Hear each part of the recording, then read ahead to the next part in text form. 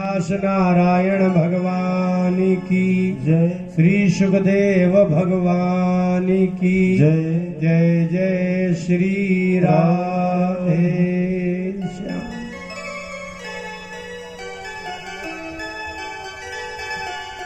जब भी इस संसार में कोई चीज पैदा होती है उसका कारण दुख है। यदि आपको बरसात का धूप का दुख ना हो तो आप मकान नहीं बनाएंगे।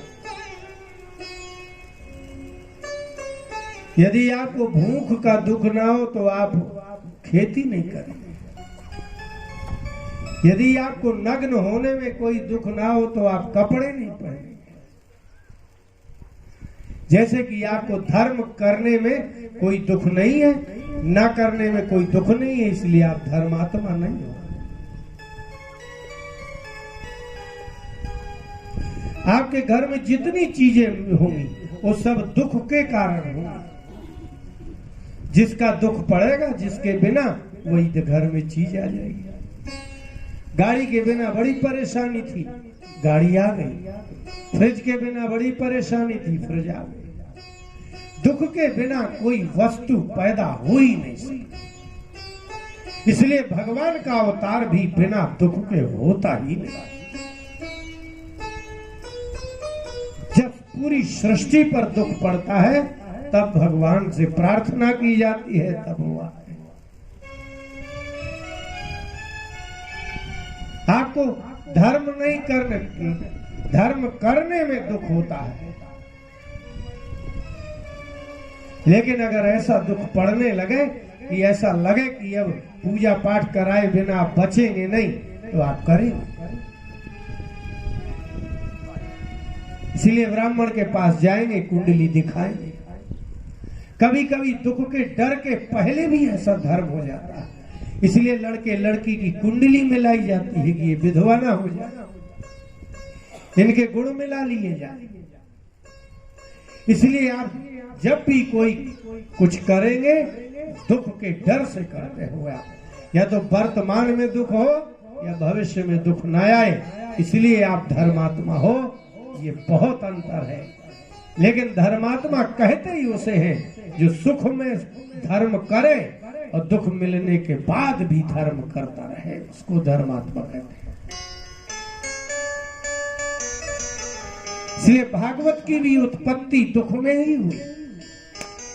18 पुराणों की उत्पत्ति दुख के कारण ही हुई।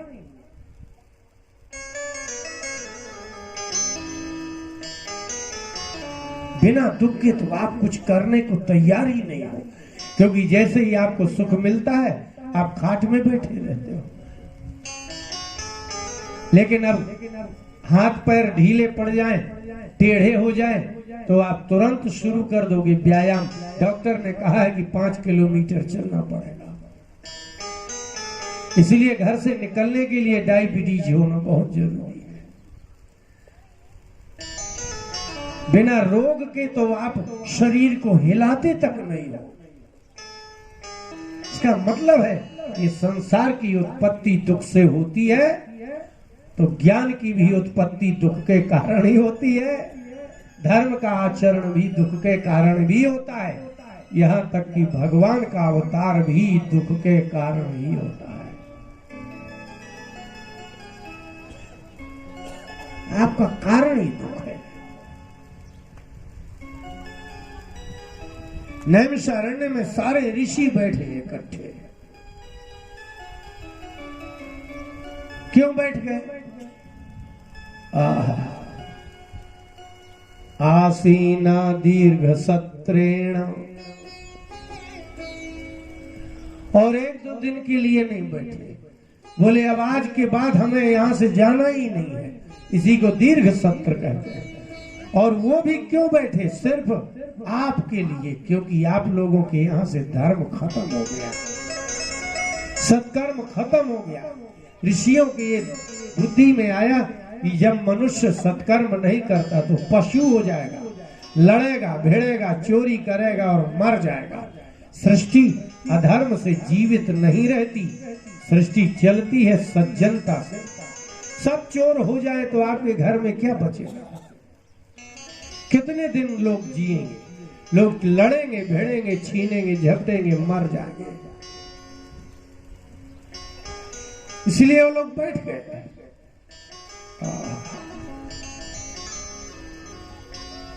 और उनकी बड़ी चिंता है कि मनुष्य पशु न बन जाए,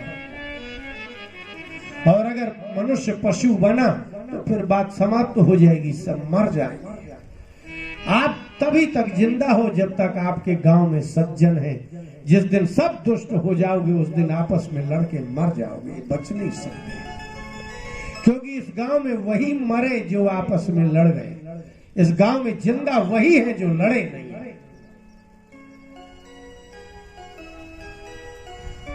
वही बर्बाद हुए जिन्होंने जुआ खेला।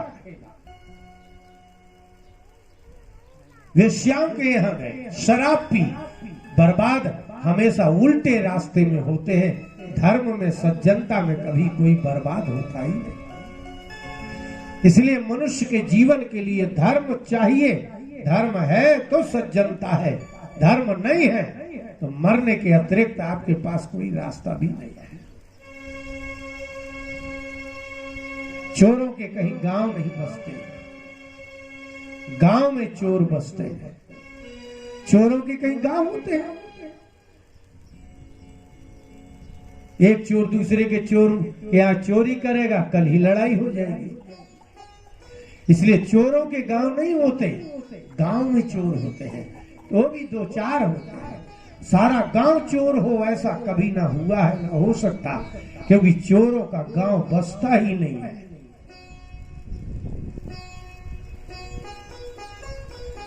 इसलिए रावण के यहां भी सब निशाचर नहीं है।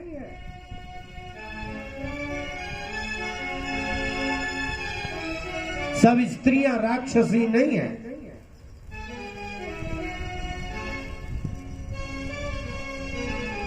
इतना मांस, इतना मदिरा, इतना भोग होते हुए भी रावण के यहाँ स्त्रियां भी धार्मिक थी और पुरुष भी धार्मिक थे। कारण क्या है? बोले इसीलिए क्योंकि वो धार्मिक इसलिए रहे क्योंकि उनने उनसे मतलब नहीं रखा।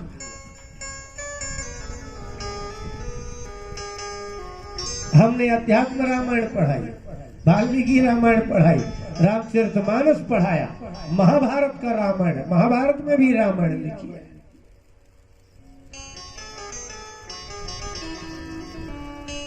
तुलसीदास जी ने लिखा,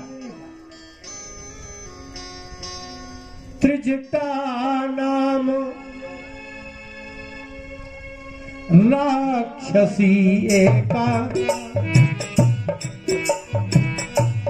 जाति राक्षसी है लेकिन वो राक्षसी गुण उसमें थे। त्रिजटा नाम है उसका। रावण के यहाँ और कोई प्रजाति है ही नहीं, राक्षस प्रजाति है। लेकिन आपको बड़ा आश्चर्य होगा, राम चरण रति निपुण विवेका, राम चरण रति निपुण विवेका। जहाँ के राजा में विवेक नहीं है वहाँ की राक्षसी में विवेक है। जहाँ पाठशाला नहीं है, जहाँ सत्कर्म नहीं होता, जहाँ स्त्रियां चुराई जाती हैं, रात दिन देवताओं से युद्ध होता है, गंधर्वों की, नागों की कन्याएं चुराई जाती हैं, जहाँ व्यभिचार होता है, जहाँ मदिरा पिलाई जाती है, वहाँ भी कोई एक ऐसी स्त्री है जो मांस मदिरा नहीं खाती। राम चरण रति निपुण विवेका, राम चरण रति निपुण विवेका। नहीं आपको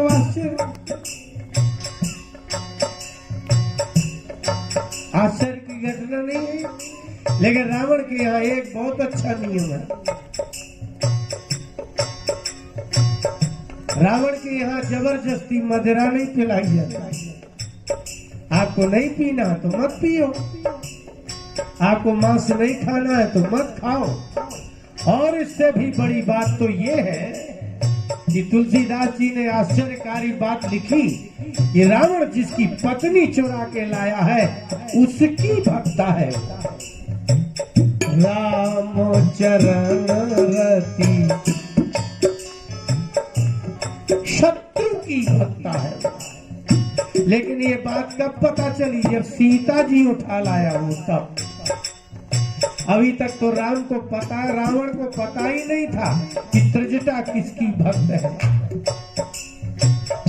इसलिए कहते हैं जब अवसर आता है तभी फूल फूलती है। आज जानकी के आने पर पता चला कि त्रिजटा भगवान शिव की भक्त नहीं है और राम की भक्त है, क्योंकि वो सीता की सेवा कर रही है। और ये से भी बड़ी बात, सीता के पास जाती है, रावण को पता है, लेकिन रावण ने एक बात सोच रखी है। राम चरण रति, त्रिजटा को राम के प्रति प्रेम होगा तो होगा, किंतु ये चतुर है, निपुण विवेका, ये बड़ी चतुर है, मेरे विरुद्ध नहीं जाएगी। ये निपुण है, विवेकनी है, इसलिए रावण त्रिजटा को कभी विरोधी नहीं माना। उसने सीता के पास बैठने के बाद भी विरोधी नहीं माना उसने। क्यों? क्योंकि इतनी विवेकनी है कि उसने रावण का विरोध नहीं किया। लेकिन सीता को आत्महत्या से बचा लिया। इसको कहते हैं नीति निपुण। जो भगवान का भक्त होता है वो मूर्ख नहीं, नीति निपुण होना चाहिए कि रावण के यहाँ रह करके भी हम राम के रहेंगे, लेकिन रावण हमारा विश्वास करेगा। इसको कहते हैं नीति निपुणता। और एक और पुरुष है, राम नाम गृह अंकित। चैलेंज है रावण को, जिसकी पत्नी चुरा के लाया है वो उसका दरवाजे में नाम लिखो।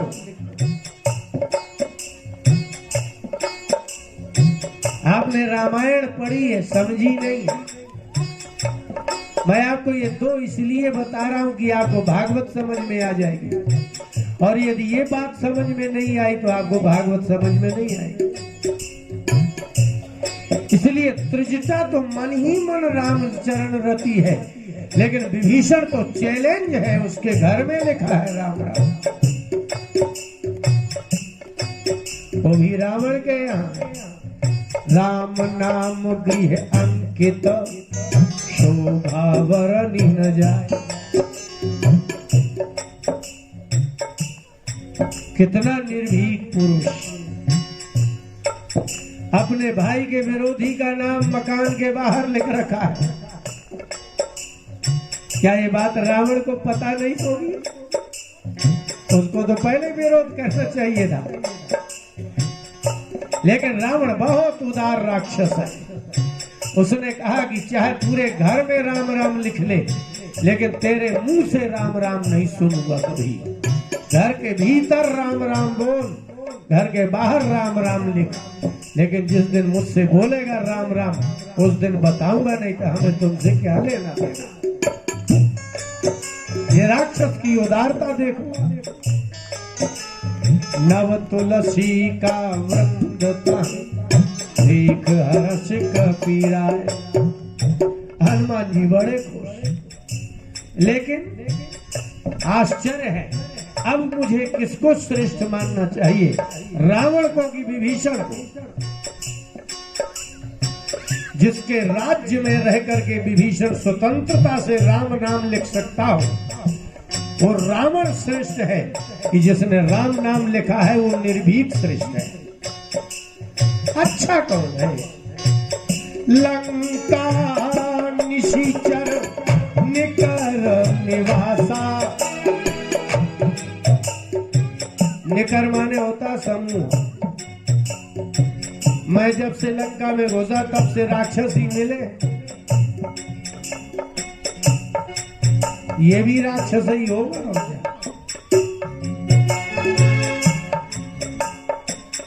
लेकिन यहाँ कहाँ सज्जन कर बासा, यहाँ कहाँ सज्जन कर बासा। भागवत सुनने के पहले ये प्रसंग बहुत जरूरी है। जब इतना धर्मात्मा गांव हो उसमें कहीं कोई ऐसी भागवत आदि होती हो तो लगेगा, जब सारा गांव नास्तिक है इसके बीच में भागवत हो रही हो तो लगेगा यार ये इस गांव में तो होती नहीं है, तो ये क्या होगा। इस घोर कलयुग में जहाँ धर्म होता ही नहीं है वहाँ धर्म हो रहा है, ये क्या है, भारी आश्चर्य है।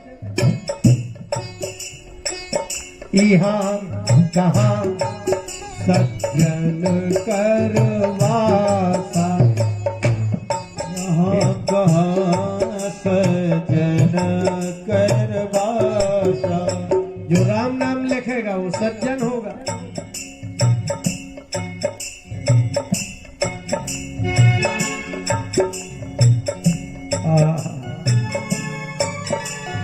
हनुमान जी को लगा ये राक्षसी लंका है, क्या भरोसा है, माया भी हो सकती है। यदि इतना बड़ा रावण यदि साधु का वेश धारण कर सकता है तो मकान में राम नाम भी लिखवा सकता है। पाखंडी का भरोसा नहीं होता, वो कौन सा वेश पहने। मन महु तरक करे कपिलागा, काहि समय विभीषण जागा। काहि समय विभीषण जागा, काहि समय विभीषण जागा। अब भ्रम दूर होगा। आपको पहले भ्रम होता है और फिर इसके बाद भ्रम दूर होता है। ये थोड़ी है कि भगवान के भक्त को भ्रम नहीं होता, होता है। इसलिए हनुमान जी भगवान के बहुत बड़े भक्त हैं, बड़े वीर हैं, लेकिन जगह ही गलत है तो भ्रम तो पक्का है। इसलिए भ्रम हमेशा गलत जगह में ही होता है, अच्छी जगह में कभी भ्रम होता नहीं। राम नाम ते ही सुमिरन कीना। यदि पाखंड होता तो लिखा भर होता, बोला न जाता।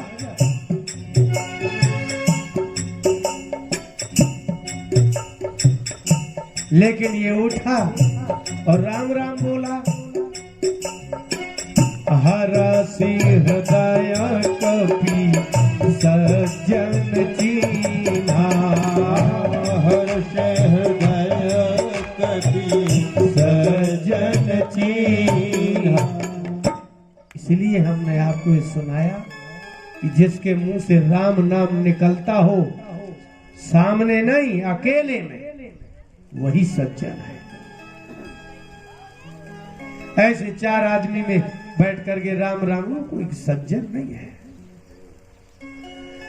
विभीषण को पता ही नहीं है कि हनुमान जी खड़े हैं। जब आपको पता ही ना हो कि कोई हमें देखने वाला है, पाखंडी देख के राम नाम बोलता है। जो महात्मा है वो अकेले में भी राम नाम बोलता है।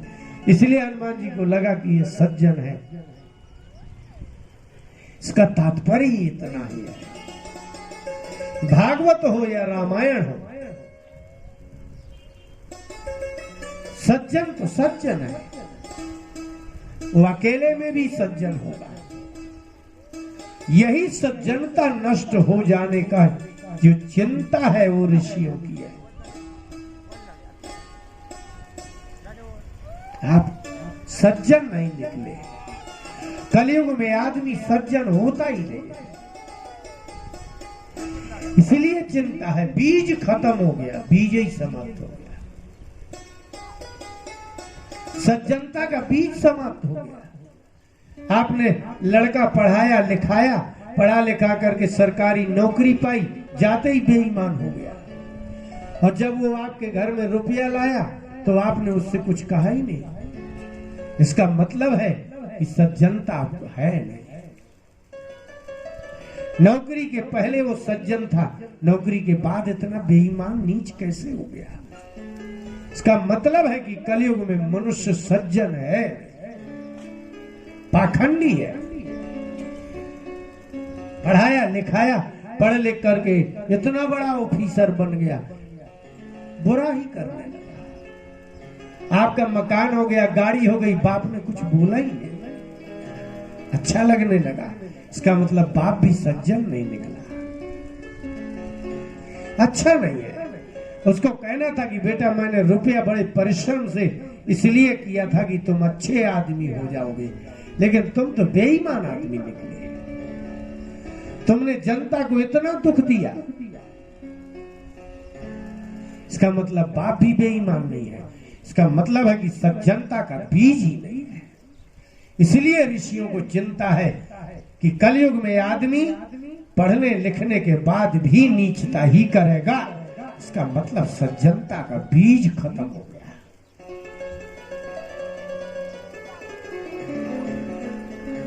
ऋषि एकत्रित हो गए।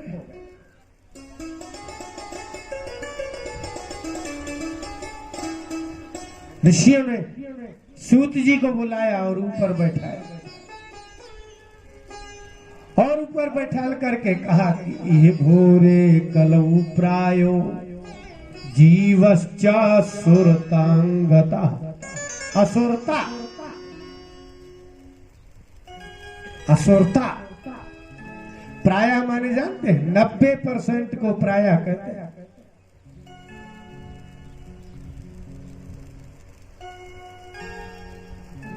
आपसे पूछा जाए कि नरसिंहपुर जिले में ज्यादा खेती किसकी होती है, तो कहेंगे प्राय गन्ना होता है। इसका मतलब है, इसलिए कहा कि ये घोरे कलऊ प्राय, इस घोर कलयुग में प्राय सारे मनुष्य असुरता को प्राप्त होगा। इसलिए जो पढ़ेगा वो नीचता करेगा, असुर है वो, जन्म से असुर है, उसको तो अवसर चाहिए। इसलिए ऋषियों ने कहा कि अब संसार अच्छा नहीं है। क्लेशाक्रांतस्य तस्यैव शोधने किम परायणम। और यदि ये असुर है तो क्लेशाक्रांत भी हो जाएगा, क्योंकि सृष्टि का नियम है कि जो क्लेश, जो असुर होगा वो क्लेशाक्रांत ही होगा। युग कोई भी हो, यदि आप दुख देंगे तो आपको दुख ही मिलेगा, ये सिद्धांत नहीं बदल सकता। आपकी आयु कम हो जाएगी, ये सिद्धांत बदल गया।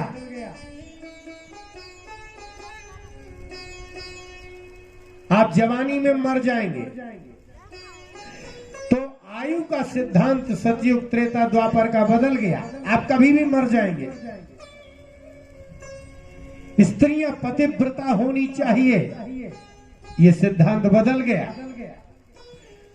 लोग पवित्र भोजन करेंगे, ये बदल गया। लेकिन ये तो कभी नहीं बदलेगा कि कोई असुर बने और उसको सुख मिले, ये नहीं बदलेगा। इसलिए कोई नीचता करे और सुख मिलेगा, ये सिद्धांत नहीं है। ये जब से सृष्टि हुई तब से ये सिद्धांत है कि नीचता करेगा तो दुख मिलेगा, चाहे कोई भी हो। अब शोधने किम, शोधन पवित्र कैसे होगा ये आदमी? अब तो भारी समस्या है। इसलिए ऋषियों ने ये कहा कि शोधने किम परायणम। सूत जी से कहा कि प्रभु अब बताइए, जब 90% आदमी असुर हो गया कलयुग का, इसको शुद्ध कैसे कर सकते हैं? इसलिए डॉक्टर जाता है, कहता 80% कैंसर हो गया है, कहता घर ले जाओ इसको, बचने की कोई उपाय नहीं। कोई साधन नहीं। इसलिए ये प्रश्न है कि इतने आदमी अशुद्ध हो गए कि इनके हाथ में शुद्ध आता है तो पानी मिला देता है। दूध गाय का और भैंस का दूध शुद्ध आता है तो पानी मिला देता है। अब इस आदमी को क्या समझाएं? शोधने किम परायणम।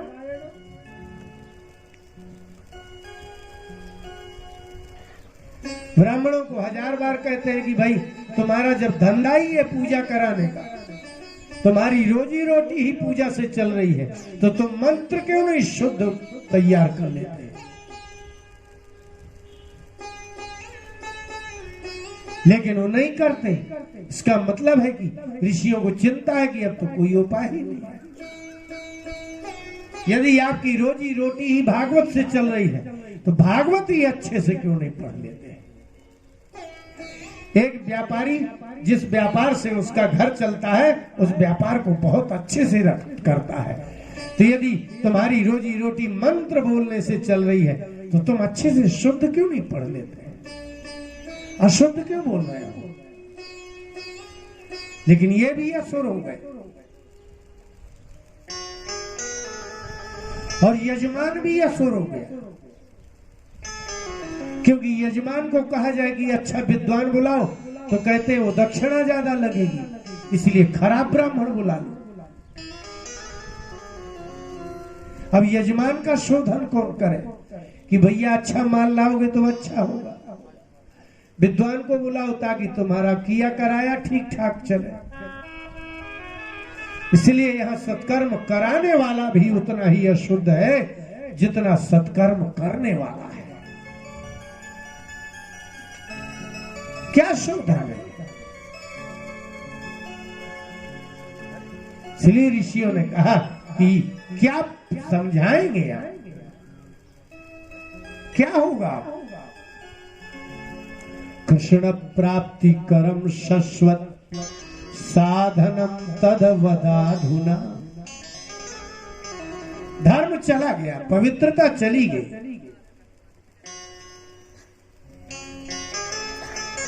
क्या बचा है? बोले एकमात्र भगवान बचे हैं, वो भी अशुद्ध हो जाए। ये आदमी का वश नहीं चलता भगवान पर। धर्म को तो अशुद्ध कर ही लिया उसने, जाति भी अशुद्ध कर ली, लेकिन एकमात्र भगवान बचे हैं अशुद्ध करने को। लेकिन इससे भी बड़ा आश्चर्य क्या होगा, क्योंकि भगवान अशुद्ध होते ही नहीं। यदि वो होते होते अब आप छोड़ते नहीं उसको।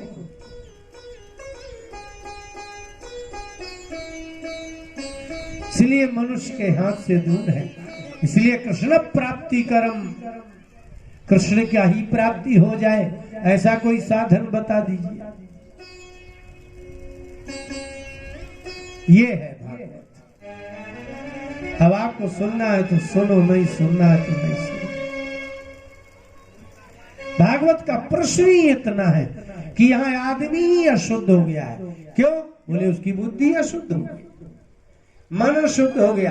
अब वो कुछ शुद्ध नहीं खाएगा, न शुद्ध खाएगा, न शुद्ध चलेगा, न शुद्ध बोलेगा, न कुछ करेगा ही नहीं। बचा क्या? बोले एक भगवान भर बचे। आप वही बता दो कि वो कैसे होगा। वद बोलो आप। अब भगवान भर बचे, धर्म नहीं बचा। इसलिए प्रथम स्कंद में ये प्रश्न किया, धर्म कम शरणम गता। जब भगवान आए थे धर्म की स्थापना के लिए, भगवान चले गए, फिर धर्म को किसने बचाया? किसकी शरण में गया धर्म? सूत जी ने कहा प्रश्न बहुत अच्छा किया।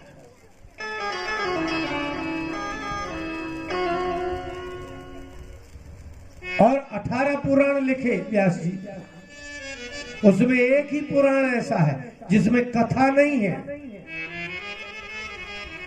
आपने तो देखे भी नहीं होंगे, मैंने तो पढ़े हैं। 17 पुराणों को पढ़िए, उसमें कथा ही कथा है। भागवत एक ऐसा ग्रंथ है जिसमें कथा है ही नहीं कथा। थोड़ी सी चलती है और ज्ञान की बात शुरू, स्तुतियां शुरू, इसमें कथा है कहां? क्योंकि महाभारत की कथा इसमें थोड़ी सी डाली और आगे भगवान की स्तुति प्राप्ति, इसलिए 17 पुराणों में कथा ही कथा है। लेकिन एक भागवत ऐसा ग्रंथ है जिसमें कथा है ही नहीं, और लोग कहते हैं कि भागवत कथा कराना, इसमें कथा नहीं है।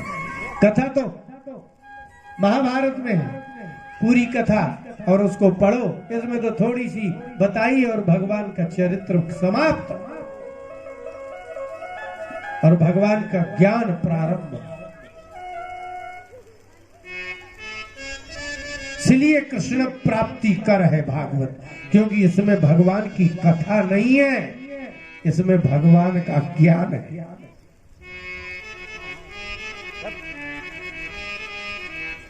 कथा नहीं है।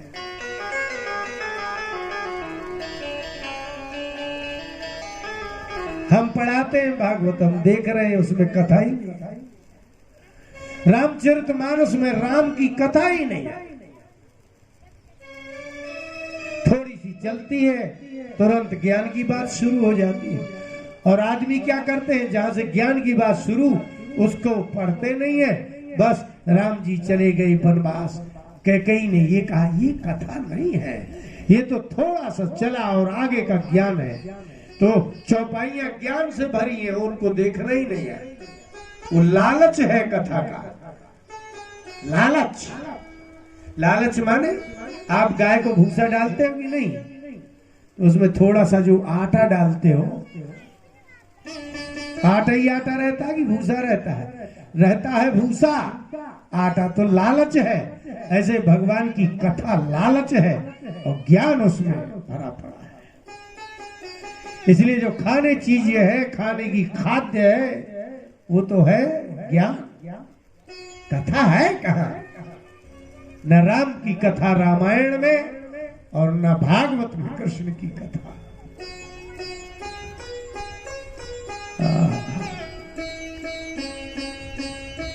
सूत जी ने कहा कि ऋषियों,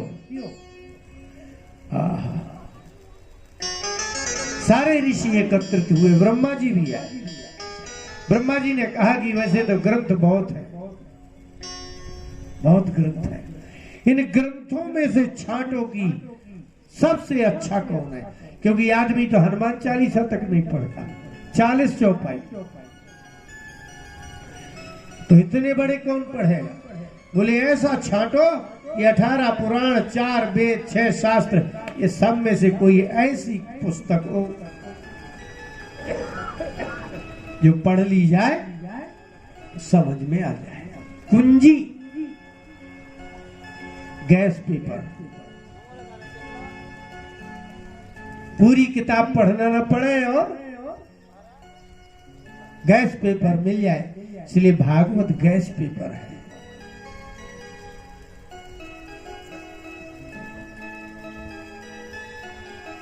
एकत्रित किए गए सब ग्रंथ, और बुद्धि में कहा सब लोग अपनी अपनी बुद्धि से विचार करो कि क्या कलयुग का आदमी ये करेगा, सत्य बोलेगा? बोले नहीं बोलेगा। बोले इस पलड़ा में रख दो। सत्य लोके तुलाम बद्ध्वा, तुला माने तराजू, तोलयत साधनान्यजा। ब्रह्मा जी ने और ऋषियों ने मिलकर के कहा कि भाई एक तराजू में सत्य रखो, दान रखो, दया रखो, तप रखो, तितिक्षा रखो, धृति रखो, वैराग्य रखो, ज्ञान रखो, सब रख दो। 18 पुराण रख दो, सब एक तराजू में हो गए। कोई एकादशी करे 12 महीने, निर्जल एकादशी करे, वो व्रत भी रख दो, उपवास रख दो, और व्यास जी का जीवन का अंतिम प्रयास एक तरफ रखो। इसके बाद व्यास जी ने कलम नहीं उठाई, थक गए लिखते लिखते। 17 पुराण लिख डाले, किसी ने पढ़ा ही नहीं। मैंने भी पुस्तक लिखी है और ये आगे बैठे इनने छपवा दी। महाराज जी बोले जनता को देना ही नहीं है। नर्मदा स्तोत्र का अर्थ किया मैंने, उनने सब नर्मदा वासियों को दे दी। क्यों? क्योंकि जो नर्मदा को नहीं जानता वो नर्मदा की पुस्तक ही क्यों पढ़ेगा, उन्हीं को दे दो। व्यास जी का अंतिम ग्रंथ है और बोले इसके बाद वो कलम नहीं चलाएंगे कि इस तरफ रखो, रख दिया। लघुन्यन्यानि जातानि गौरवेण इदं महत्। तो देखा कि इस तरफ तो इतने 18 पुराण रखे थे, लेकिन एक विशेष बात होती है तराजू में, जो बजनी होती है वो नीचे रहती है। अब आप कहां जाना चाहते? सबसे ऊंचे। आप चाहते हो ना कि पूरे भारत में मेरा नाम हो जाए, तो आप ऊंचे जाना चाहते हैं, जबकि जो हल्का होता है वो ऊंचा जाता है। आप प्रधानमंत्री भी हो जाओगे, राष्ट्रपति भी हो जाओगे, तो भी आप समाज के पूज्य नहीं बन सकते। लेकिन जब प्रधानमंत्री किसी एक लंगोटी धारी के पास जाता है, तब पता चलता है कि बजनी कौन है।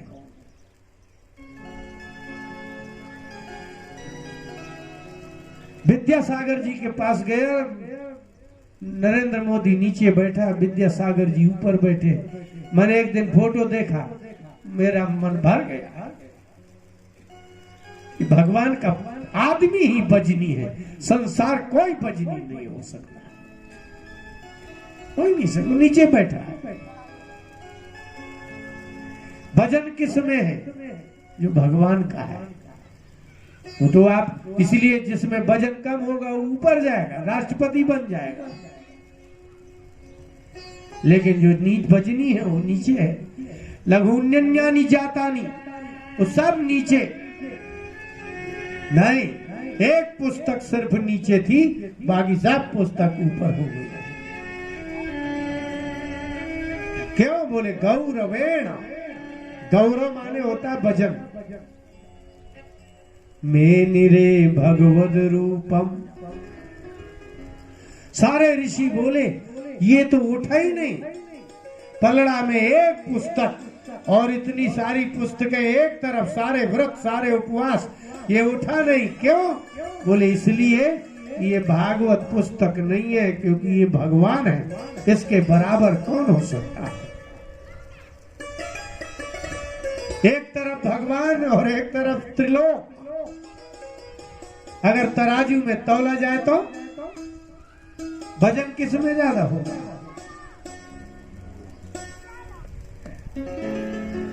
इसलिए आप चाहे जितना संसार में कमा लो, धमा लो, पूरे गांव को, अपने पूरे भारत को शासन करो, लेकिन आप ऊंचे हो, बहुत हल्के हो।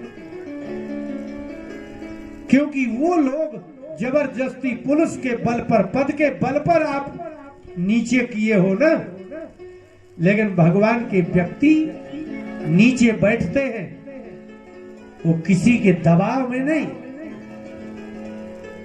वो बजनी है इसलिए उठ नहीं रहे।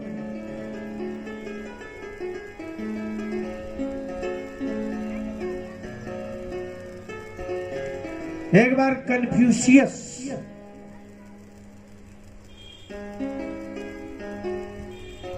ये सूफी महात्मा आपके भारत का नहीं है, और बड़ा प्रसिद्ध दार्शनिक है। दार्शनिक माने फिलोसफर, माने जो संसार से कुछ उल्टा सोचे। दार्शनिक कहते ही उसे है जो संसार से उल्टा सोचे।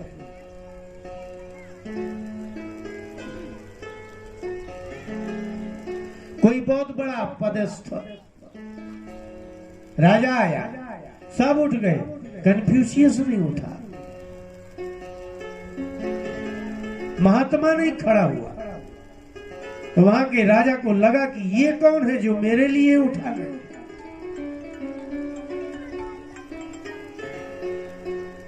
सब उठ गए, इस पर ध्यान नहीं गया। कन्फ्यूशियस नहीं उठाया। कौन है? बोले कन्फ्यूशियस है, ये सूफी संत है। बोले संत है तो क्या हुआ, वो हमारे अधीन है, उसको हमारे सामने खड़ा होना चाहिए। बुलाओ उसको। बुलाने पर भी नहीं आया। इससे बड़ी बेइज्जती और क्या होगी जब आया ही नहीं। राजा ने कहा कि उठा लाओ उसको, लेकिन वो नहीं उठा, क्योंकि उठाने का जो साधन था वो भय था। तो मैं काट डाल देंगे, मार डालेंगे, फांसी दे देंगे, उठ जाओ। वो नहीं उठा। राजा ने कहा क्या हुआ? बोले वो तो डरता ही नहीं। राजा जब गया, कन्फ्यूशियस खड़ा हो गया। ये राजा के लिए भारी आश्चर्य की बात थी कि इसको मारने की धमकी दी गई, देश निकाले की धमकी दी गई, तब नहीं उठाए। मैं आया तब भी नहीं उठा, लेकिन जब मैं पास में गया तब क्यों उठा? तो राजा ने कहा कि मैं आया तभी क्यों उठे?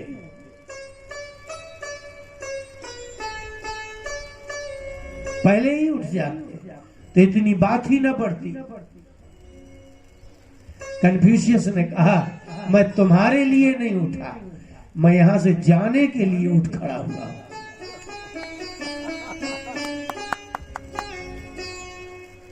तुम्हें कौन उठता है? क्यों? बोले तुम्हारे में वजन नहीं है, लेकिन मेरे भीतर जो ज्ञान है उसमें इतना वजन है कि सारा संसार एक तरफ और मैं एक तरफ। कपड़ा उतार लो, मार डालो, कुछ कर दो, क्या करना है? इसलिए मैं जाने के लिए खड़ा हूं। महात्माओं ने देखा कि आश्चर्य है, इतना व्रत किया, उपवास किया, 18 पुराण दिए, वो भागवत को अंत में यही माना मेरे भगवद रूपम। वो तो शास्त्र है, शास्त्रम भागवतम कलौ। कलयुग में एक ही चीज निकली, वो है भागवत, और वो आपको बिल्कुल अब पता ही नहीं। मजे की बात तो ये है कि आपको पता नहीं है, आपने कभी खोल के नहीं देखी, नहीं पता चलता कि वजन है। यदि आपसे कहा जाए इसमें वजन है तो कभी छू के तो उठाओ, कम से कम है भी कि नहीं है। बहुत वजन है, लेकिन आपने सुन करके भी नहीं पढ़ी, उठाई ही नहीं उसको, पन्ना ही नहीं खोला। अब हम माइक से चिल्ला रहे हैं कि भागवत बड़ी अच्छी है, ये क्या फायदा उससे? कभी परीक्षा ही कर लेते कि ऐसा क्या है भागवत में जो कलयुग का शास्त्र बना दिया, भगवान का रूप बना दिया। बहुत कठिन है, बहुत कठिन है। और जिस कारण से आप नहीं उठा पाए भागवत, उसका कारण और कुछ नहीं है। मैंने लिखा है, क्या है? आपका मन नहीं लगता?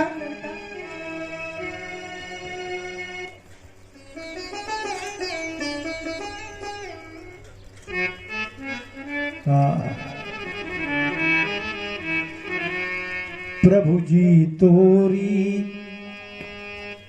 माया समझ न आई, प्रभु जी तोरी माया समझ न आई, प्रभु जी तोरी माया समझ न आई। यही है, यहाँ बैठे कई 60, 70 साल के, खोल के नहीं देखी। 60-70 साल थोड़े होते हैं। 18 साल की उम्र से जोड़ लो, 70 में 18 कम करो, कितने बचे भाई?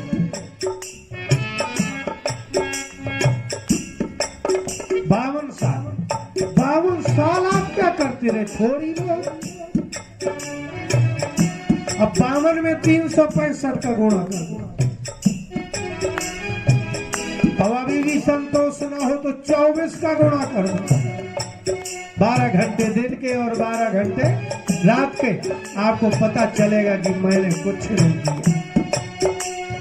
प्रभु जी तोरी माया समझ आई, प्रभु जी तोरी माया समझ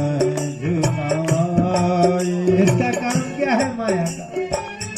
दिन मणि दिन प्रतिदिन विकसत है, दिन महीना प्रतिदिन विकसत है।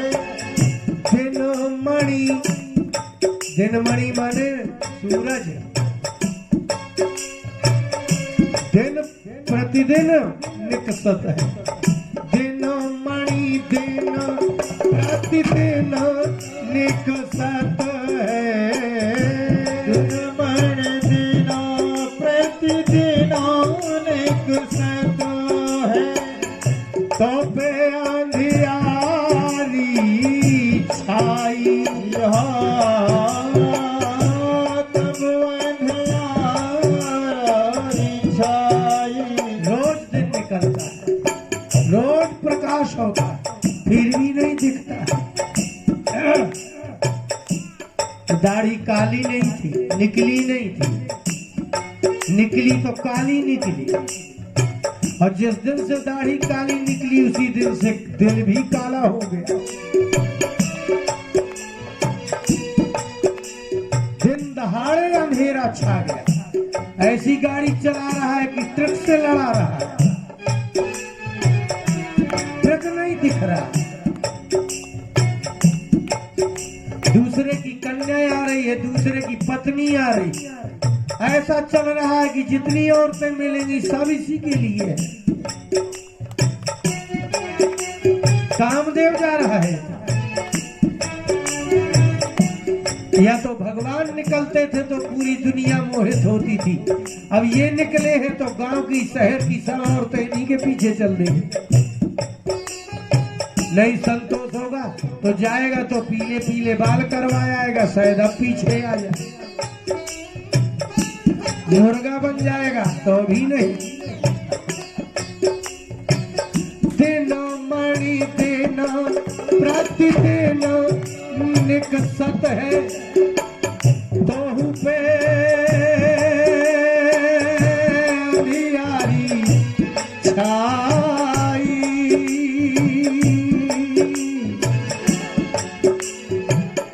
तब भी अंधियारी छाई, प्रभु जी तोरी माया समझ आई।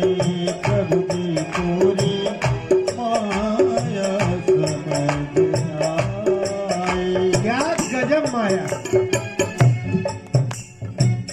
करम बिना यह तनु न चलत है, करम बिना यह तन न चलत है। तनु बिन करम न पाई। तन बिन करम न पाई। अंधेर है। आप लोगों ने सुना होगा पहले मुर्गी हुई कि अंडा। शरीर रहेगा तो कर्म जरूर होगा, और यदि कर्म होगा तो शरीर होगा। कर्म के बिना शरीर नहीं चलेगा, लेकिन शरीर रहेगा तो कर्म होगा। इसका मतलब जन्म मरण से छुटकारा होगा ही नहीं।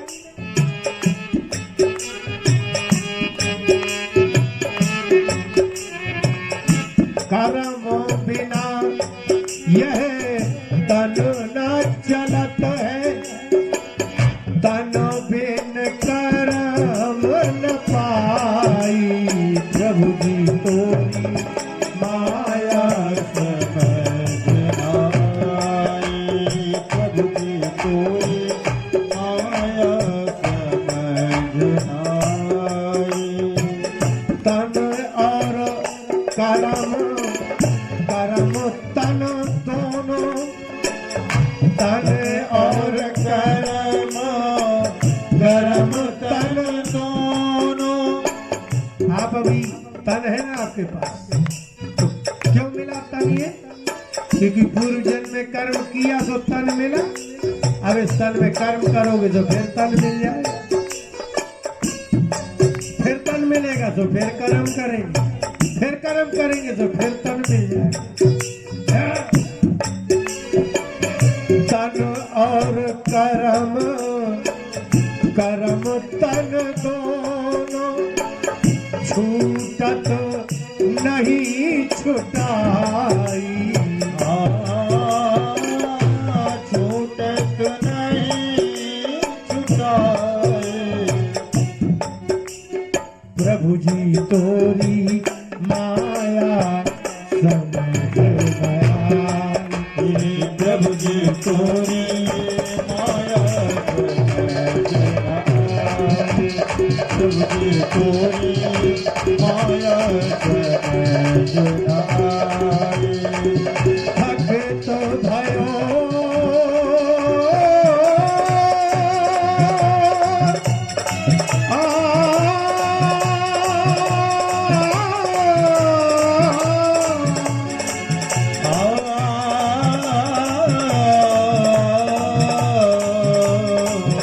भक्त भयो मैं जन्म कर्म से,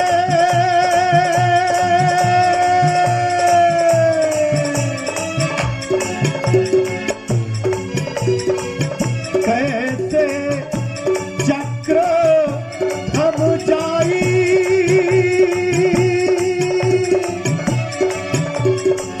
कैसे चक्र थम जाई। हटित भयो मैं जन्म कर्म से, पतित भयो मैं जन्म कर्म से। थकित थकित थकित भयो। जन्म हुआ, कर्म किया, कर्म किया फिर जन्म हो गया, फिर कर्म किया फिर जन्म हो गया। कैसे चक्र थम जाई, प्रभु जी तो माया प्रभु जी तोरी माया प्रभु जी तोरी माया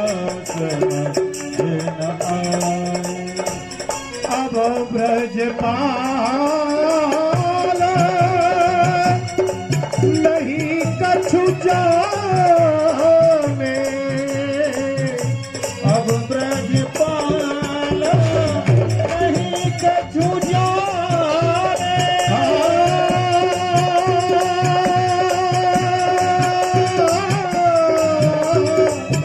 अब ब्रजपाल नहीं कछु जाने, अब ब्रजपाल नहीं कछु सूझे, अब ब्रजपाल नहीं कछु सूझे। सूझे करो कन्हाई,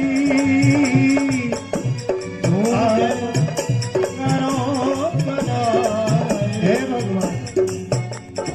अब ब्रजपाल नहीं कछु सूझे, तुझे करो कन्हाई।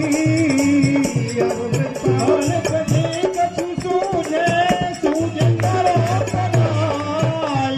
हे भगवान, हमको नहीं सूझता कि कर्म से जन्म, जन्म से कर्म, जन्म कर्म, जन्म कर्म।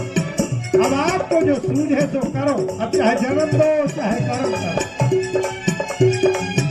अब ब्रजपाल नहीं कछु सूझे, सूझे करो कन्हाई, सूझे करो कन्हाई। प्रभु तोरी माया